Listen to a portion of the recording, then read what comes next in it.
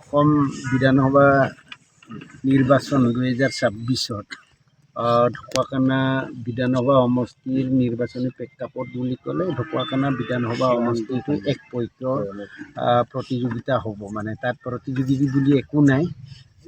9 এপ্ৰিল তাৰিখে ভোট গ্ৰহণ হ'ব, ৰাইজে ভোট দিব। আৰু আগতীয়াকৈ আমি ক'ব পাৰোঁ যে ঢকুৱাখানা বিধানসভা সমষ্টি NDAৰ মনোনীত পাৰ্টি নৱকুমাৰ দলে ডাঙৰীয়াই বিপুল ভোট মানে এইটো অভিলেখ অংক অসমৰ ভিতৰত অভিলেখ অংক হ'ব বুলি আমি অনুমান কৰিছোঁ। আৰু কংগ্ৰেছ ইতিমধ্যে এই সমষ্টিৰ বাহিৰৰ প্ৰাৰ্থীগৰাকীক দিছে আৰু তাৰ কাৰণে কংগ্ৰেছ ইতিমধ্যে স্প্লিট হৈ গ'ল।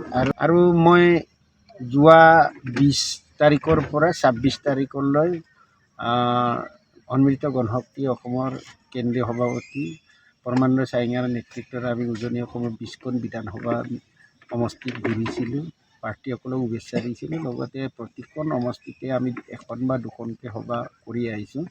আমি দেখিলোঁ যে 20খন সমষ্টিৰ উজনি অসমৰ এই 20খন সমষ্টিত নিশ্চিতভাৱে NDA প্ৰাৰ্থীসকল জয়ী হ'ব আৰু পুনৰ নতুন চৰকাৰখন ডক্টৰ হিমন্ত বিশ্ব শৰ্মাৰ নেতৃত্বতে NDA চৰকাৰ পুনৰ